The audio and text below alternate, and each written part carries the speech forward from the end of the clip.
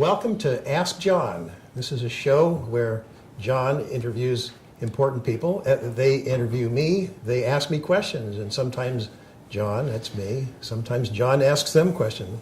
And today, we have a very important guest. This guest is so important that I decided to put on a tie myself. That's not very normal for me, but it feels pretty good. Our guest today is Gil Sanborn, and Gil is new to Novato, and you grew up, you're from Connecticut. Grew up in Massachusetts. And lived and worked around New York for 40 years for my entire professional career. And your title is Aide? Civilian Aide to the Secretary of the Army. Civilian Aide to the Secretary of Army. Gil is semi-retired. He worked on Wall Street. He restructured troubled companies for a long while, and he has a BA from Michigan, and BA in Chinese Studies. Correct. I had a double major, actually, Chinese Studies and Economics. And now Gil is quite involved in world events in a lot of different ways, including, I'm assuming, China. So maybe your education in China is coming around and paying off somewhat. And one fascinating thing about Gil that I learned is that Gil was a direct witness to the 9/11 attack on the Twin Towers. And I'm going to ask you to say a few things about that. I met Gil about a year and a half ago when he came to my Rotary Club, the Rotary Club of Novato Sunrise, and gave a talk, and it was so entertaining and so informative that we asked him back two more times. Yeah. So I think what everyone wants to hear is more information. We just want to hear about your experience watching the Twin Towers. Well, maybe, John, we had talked beforehand about me covering some of the things that I've talked about at the Rotary Club sessions, particularly subjects of national security. One other thing, there's sort of this unwritten rule about my shows is that the show is called Ask John. Right. So we have to start by, you have to ask me a question. Well, so, I was about to do that. Okay, good. I'm going to talk about you're picking up where some world events, really starting with 9/11, but we've gotten to know each other a little bit through the Rotary connection, and I know that you're in the financial advisory business, in investment counseling. How do you look at all of the things that I've talked about in the context of your advice to your clients? You must have a philosophy about that.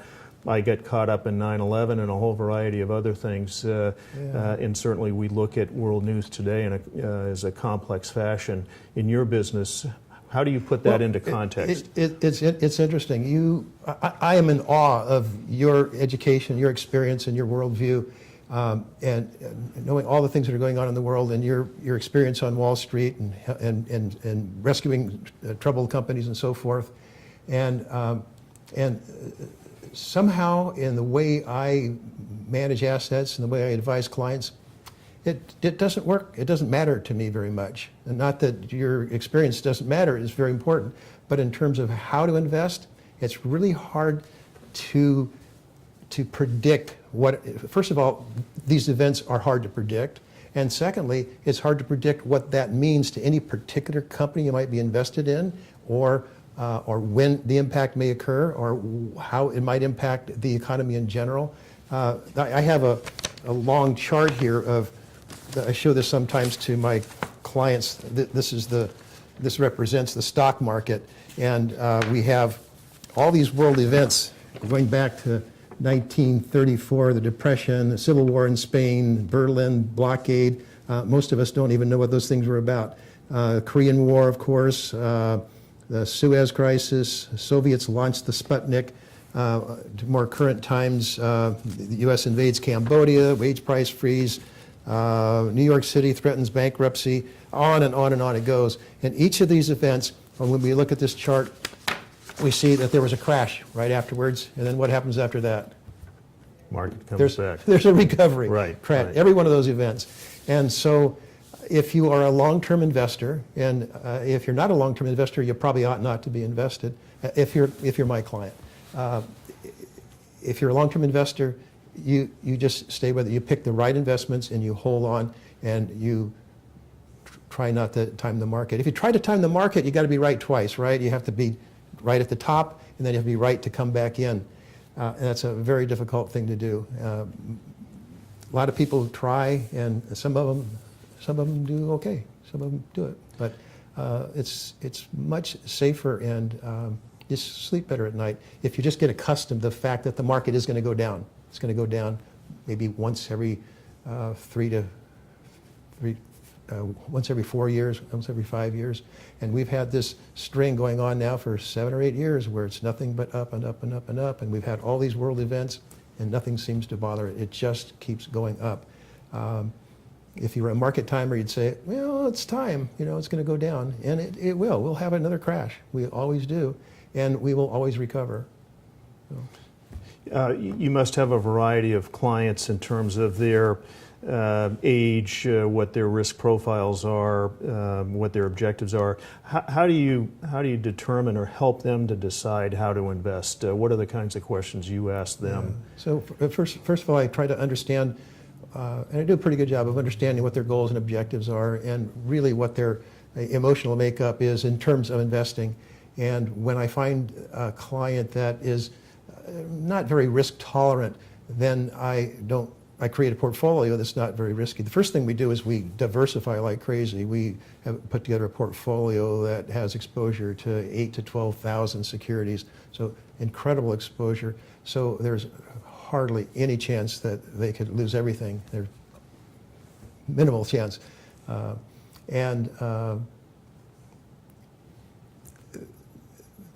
And then we allocate based on how their risk tolerance stacks up, and their timing also has some impact on it. And then we don't adjust the allocation based on the market, what's going on in the market, but we do adjust the allocation based on the client. Something changes significantly in the client's life, then we immediately make a change if a change is called for. Obviously, lots of financial services out there, lots of online types of businesses where there's just a name on the other end of a phone call. It's really an anonymous relationship. You've been in the Novato community, as I've come to learn over the last couple of years, deeply and broadly. How does that differentiate you in terms of your relationships with your clients, unlike so many of the large firms out there? I have a really close relationship with my clients. My clients are all my friends, and that hasn't been all the case as I've changed my practice to run my practice the way I want to. My clients become my friends. And not everyone is an appropriate client for me. There are people who do like to do the market timing and the stock picking and so forth, and they tend to gravitate away from me. That doesn't mean they can't be my friends, but generally it's not a good match. So that's my first objective, is to find out if there's a good match between a potential client. Some clients were my friends and become clients. Sometimes they were my clients and become friends, and occasionally they don't become my friends, and that's very sad, but that's the way it goes. Gil, you have an amazing history, and you are the only person that I know that actually witnessed the 9/11 and from a building close by. So what was that like? I've talked to numerous audiences over the years since 9/11 about my experiences. Many of them military audiences, but also civilian audiences as well. And my history and the evolution of my track into a position as a civilian aide to the Secretary of the Army really began on 9/11. I was working for Lehman Brothers at the time, and the morning of 9/11, we were in a conference room having a morning meeting when we felt the floor shake underneath us, heard coincidentally a whine and a large explosion, had no idea what it was. And following that, we initially evacuated, and then were told to go back to our offices. And when we were looking at the first burning tower right above us from the 19th floor across the street, we saw that second plane come in right above us, go right behind the building on fire. So you did not see the first. You heard the impact. Correct. And then you evacuated. So far you really haven't seen anything. So far, you're instructed to go back in, and now you're watching. We're apprehensive. We see this ungodly smoke just billowing out of the tower, and frankly, we could see people reaching out trying to get away from the flames. And it was at that point when we were back up looking at the tower when we saw this second plane come in from the south, from the right. We didn't see the impact, but we immediately saw the fireball go out the north side of the second tower. At that point, we went from bewilderment and apprehension to just outright fear for our lives, because we thought we were next. And so there was panic in the building, and we evacuated immediately in just a rush that was almost at the panic stage down the stairs. So you tried to leave. At one time you were instructed to go back, and then the second time you just left. There wasn't like Correct. someone Yeah, saying there was no everybody knew it was time to leave. Yeah. Uncertainty about what was at stake. Yeah. And for us, we thought we were next, so there was real panic. Yeah, and you were saying something about hearing another aircraft. When we got down to the plaza in front of the World Trade Center, I asked a fireman what I could do to help, and he said, go to Bellevue Hospital to give blood, because undoubtedly they would need it. So as I started to head north to head over to Bellevue Hospital, I heard a third aircraft behind me, and was just panic-stricken. And instantaneously, though, I realized it wasn't a commercial aircraft, and I looked up and saw an F-15 fighter scream right above us, right over the city, and then turn in a hard bank heading south over the Hudson River. And at that point, I went from fear for my life to an overwhelming sense of relief, just like that, in terms of a shift in emotions. The most extreme emotions that I've had in my entire life, in just that shift was so dramatic and so instantaneously. I've never, nor do I ever want to experience that again. That was the Calvary, huh? That was, yeah. That's right, yeah, and I've given talks over the years, as I say, to a number of audiences, because it affected all of us. It affected civilians, it affected members of the military, it redirected our national security focus here, and so I've wanted to share my experiences, and specifically to members of the military, how it led me down a path to support soldiers, which is what I'm all about. I saw hundreds of rescue workers going into the towers in the World Trade Center and not come out when I saw the buildings come down, and so that had a tremendous impact on me. These were people who were going in to rescue folks like me. I just didn't happen to be in the tower. I was next door, but they put their lives at stake and sacrificed their lives. And when we went to war, even though personally I was against the invasion, I wanted to support soldiers who were putting their lives at risk.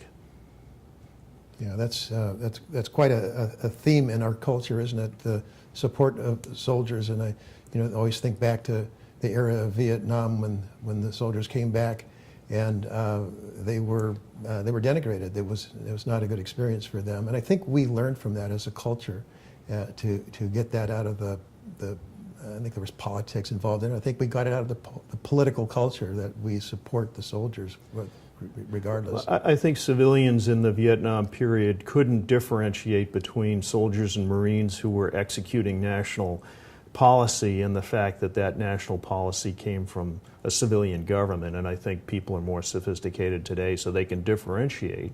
So there's tremendous broad support for the military and soldiers. There's still a tremendous gap, though, between the two populations. Yes, we'll talk about that a little more later.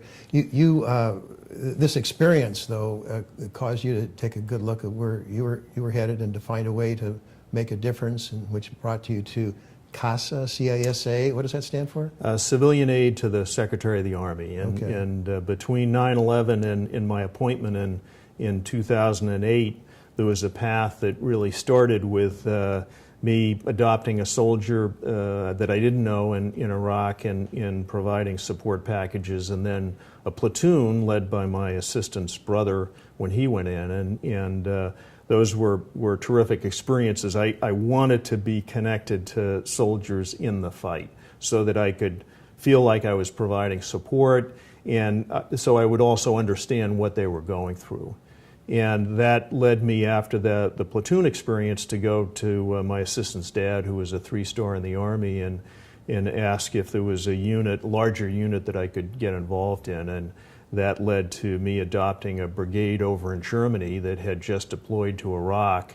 All of the families were located in Schweinfurt, Germany, where the brigade was based. So I ended up organizing my whole community to support that brigade and the families and the wounded soldiers coming back through Walter Reed over what was a 15-month deployment. And that was the experience in work that led me to be appointed as a civilian aide to the Secretary of the Army. So you have a territory, you have an area from, what were we talking about, Northern California? Correct. And I was. Are you one of many, or are you Yes, the yeah. aide? How many aides are they? There are now something like 100. When I started, there were about 70. And every state has at least one. I was the sole CASA in Connecticut, which is not a large state, nor does it have a big Army footprint, obviously. Some states like Texas and Florida and the Carolinas, where there's a significant Army presence, have a number. California, because of the population size, we now have, I think it's 5. So we're spread out over the state, and I cover the Bay Area and points north. So it's your task to reach out to the community and educate and educate yourself about what people are thinking and feeling, and report that back to the Secretary of the Army, presumably. Correct. We talked about this military-civilian gap, and one of the challenges is civilians being so isolated. And I'm a poster child for somebody that had no connections with the military before 9/11. I did not serve, and it was actually a challenge to try to find a soldier to adopt, but initially. But what we do is really help civilians understand the nature of the soldiers among us, what they do for us, and then understand the Army itself. And it's a volunteer position. We're all volunteers. We're actual federal employees officially, and work for the Army, reporting to the Secretary. But we're all people who are involved in local communities and can help educate folks about issues related to soldiers, to veterans, to the Army and its mission. Then you go out and talk to Rotary clubs, Right?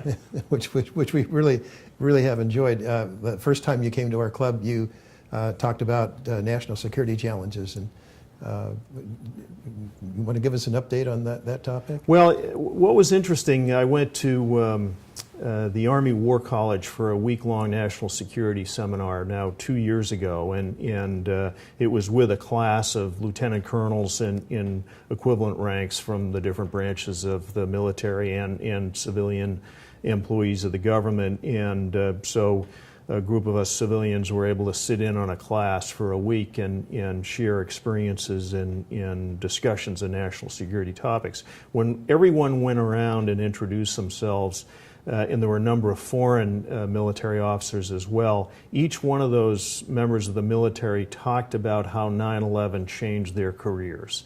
And in thinking about that dynamic, as well as the fact that every civilian audience I talked to, every single individual can tell me where they were when they learned about the impacts.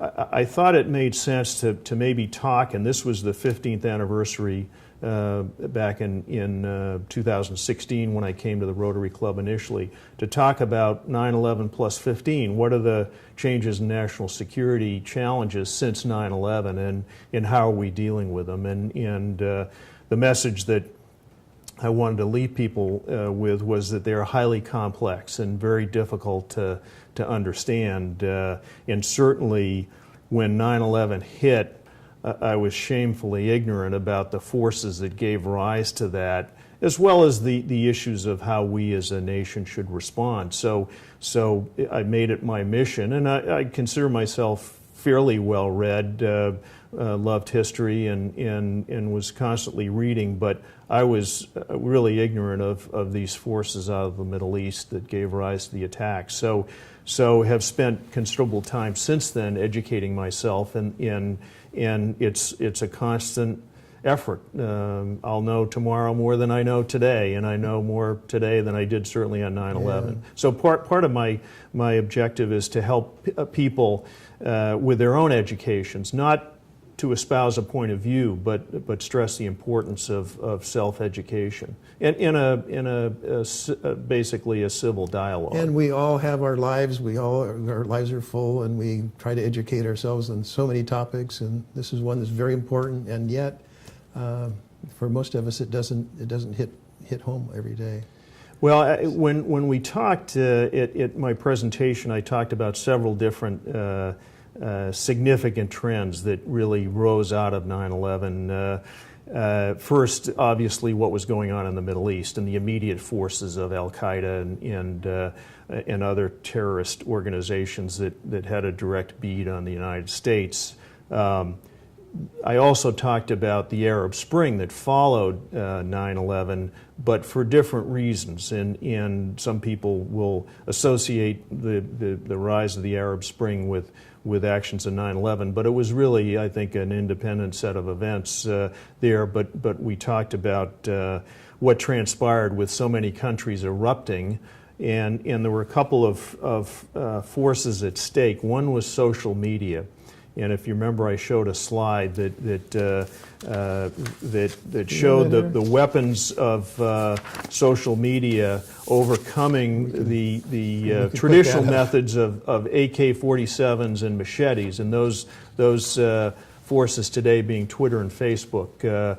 That gave rise to a cover story on Newsweek of the rage coming out of the Middle East. So the Arab Spring unfolded very quickly, and unfortunately, out of that, there's just one democracy hanging on by its fingernails out of all of the countries in which there was upheaval for more democratic forms of government, and that is Tunisia.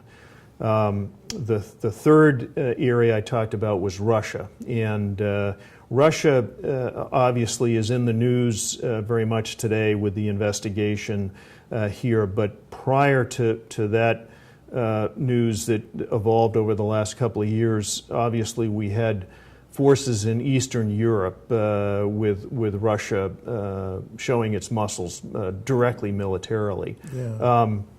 A couple of points on Russia. One, when we were talking about the downsizing of our presence in Europe. Right, Yeah. but a couple of things in terms of how Russia looks at the world.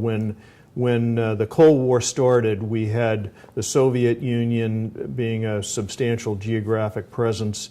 We had NATO that developed in Europe as a group of countries aligned in defense against the possible attack by the Soviet Union. And then in the middle were the Warsaw Pact countries. So 1949, you can see how those line up, and I showed a map indicating the three components.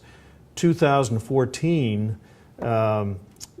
we had an expansion of NATO into the former Warsaw Pact countries and a contraction of the Soviet Union into Russia. So that was a major change in terms of the balance of power. Secretary Robert Gates, subsequent, I think, to his position as Secretary of Defense, commented that he thought the expansion of NATO was a very bad decision because it put an enemy, what was perceived to be an enemy force, right on the borders of Russia, and Russia pushed back. They pushed back in Georgia, and then they invaded the Crimea in 2014. Yeah. So major changes in terms of the dynamics between Western powers with the U.S. Leading and the former Soviet Union. The third subject I talked about was China, and I talked about how China has grown dramatically over the past 20 years economically, so they're a direct equal, if you will, to the United States in terms of buying power and in approaching that in GDP. As they do that, they're much more assertive, and in one of the main areas of conflict was the South China Sea, where their areas of domain, as they define them, overlap with all of the other countries surrounding the South China Sea, and they've expanded those with turning reefs into military bases. So, Right. so that was the third area. The fourth being North Korea, and a couple of things about North Korea. I showed a satellite image of that part of the world at night, So I think we have that. and you'll see that North Korea shows very little light, with China and South Korea being well lit up, and it's really a very graphic reflection get that of the difference in economic development of North Korea versus the countries around it, including China. With that focus, I think, as most people understand now, being on military development, not on the development of its people. So that has led, obviously, in recent years to their focus on building a nuclear weapon. I think tremendous progress has been made on their part to build these weapons now, and we've seen more and more tests over the past 3 years as they refine these weapons, and now they're focused on a delivery system. So that delivery system increasingly threatens the United States for obvious reasons, and being the point of contention in terms of our national security strategy versus. You have a slide, yeah. We about do, the- yeah. So we can put that up or not, yeah. Obviously, a lot of the discussion today is on nuclear weapons and intercontinental ballistic missiles, and a good deal of discussion and perhaps chest beating over how we might take out the nuclear forces. What I think is important also to understand is the strength of the conventional forces that North Korea has along its border with South Korea. And there's a very graphic reflection of the level of explosive force that could be sent into South Korea from batteries along the North Korean border on a per hour basis. And the red part is I think, something like almost 1 million kilograms of explosions of explosive force per hour could be launched into South Korea. So all of those batteries obviously are ones that have to be considered in terms of any direct challenge to Gil, North Korea. you talked, I remember so clearly your talk about Mosul. Was that about a year ago or so? That was subsequent to the national security talk. Yeah. And the conditions of the citizens of the city being under terror of ISIS, and the complete and total lack of services, no medical care, I guess electricity, water, and it was a horrible situation, which I'm assuming has improved.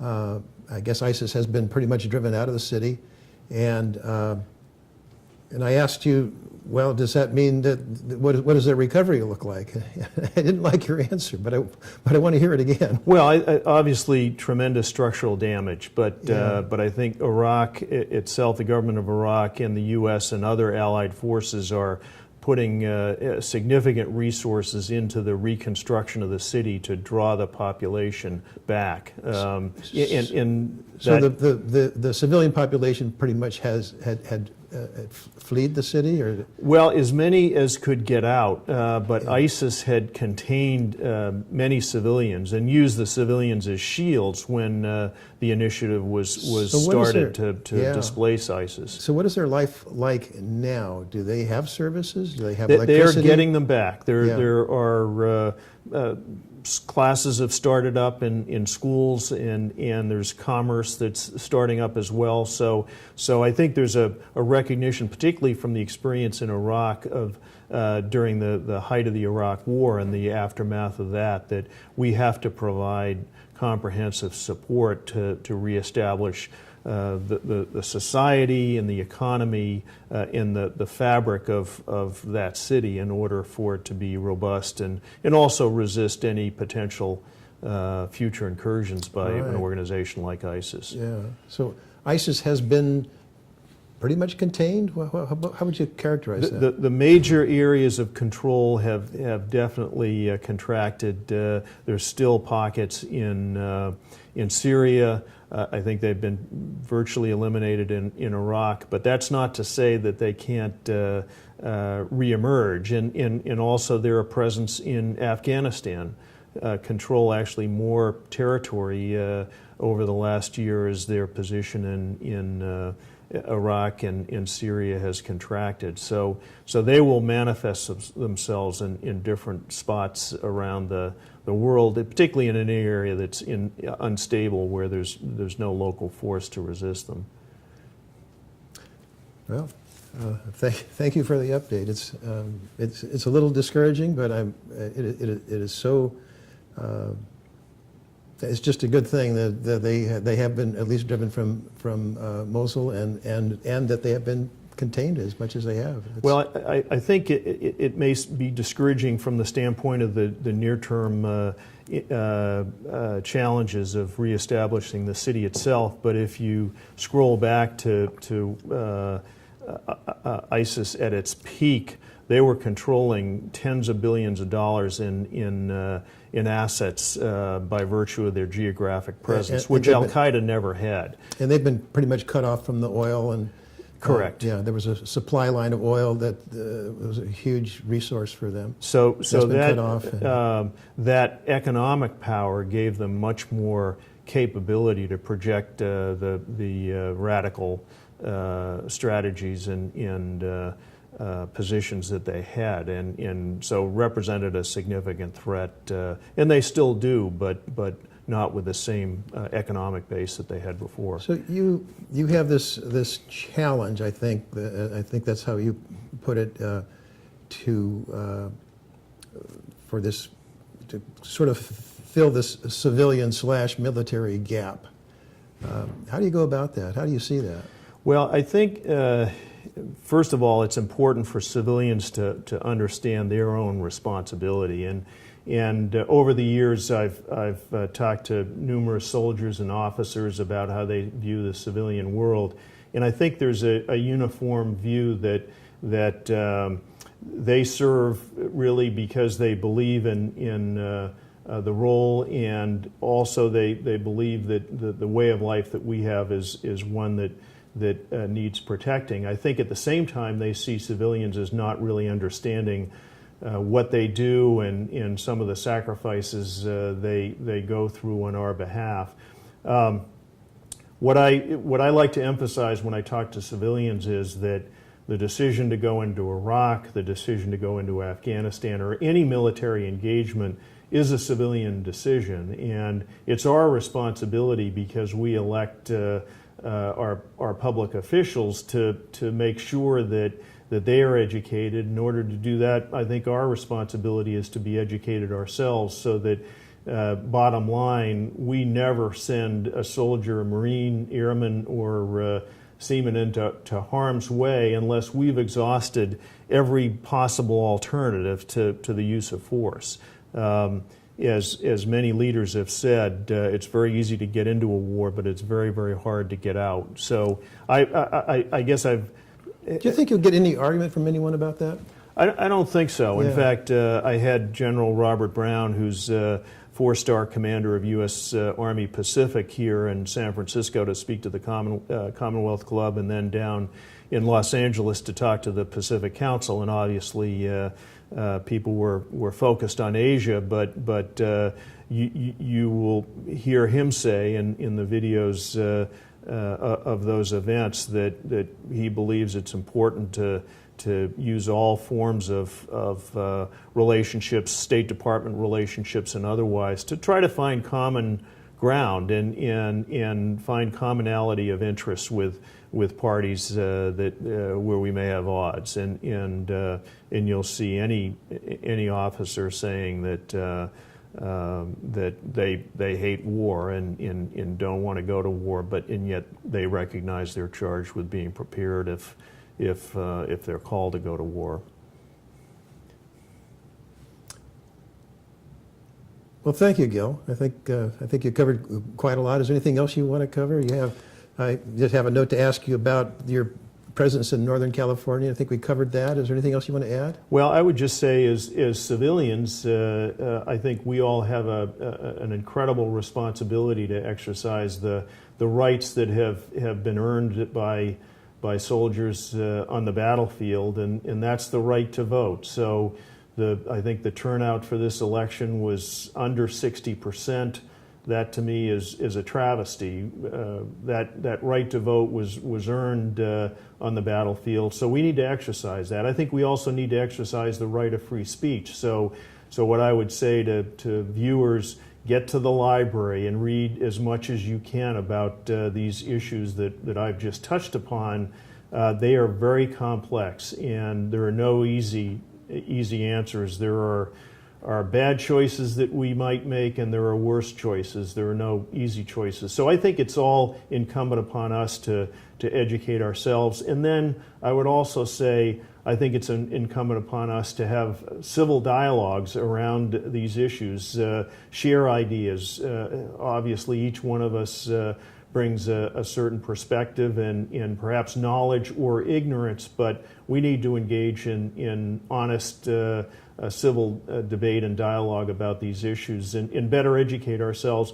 And then we need to hold our politicians accountable and make sure that they're making the right decisions and evaluated the right issues, because I think the last thing we want to do is use our military force for political reasons or as a tool for political ends. So the many soldiers that I've gotten to know have gone through sometimes 6 or 10 years of combat deployments, and those are hard. They have long-lasting effects on soldiers and families, and I think it's our responsibility to make sure that we use that resource in a very responsible way. Okay. Well, thank you very much. I can't tell you how much I appreciate the work, the good work that you're doing, and I can tell that you enjoy it. I think that this is something that you are called to, and it shows. Well, I really do, John. Thank you very much for the opportunity to speak here, as well as to talk to the Rotary Club, and I would invite folks who'd like me to come in and chat to give me a shout, and I'd be happy to join you. You're going to come back to our club one day, and sure. And you are all invited. So come here, Gil, some other time, and we'll get you back on my show here too. Let me just make one more pitch about the Rotary Club, and I was a member of the Kiwanis Club back in Connecticut, and they were the real focal point for all the work I did involving the community and supporting this brigade. I felt the same spirit of civic support and leadership and community involvement with the Rotary Club here in Nevada as I did back in Connecticut.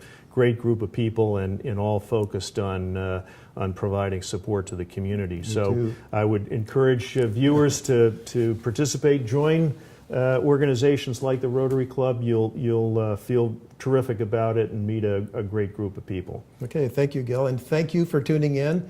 Look for our next show, which will be episode 5. I'm not sure who our guest will be, but it will be good. It always is.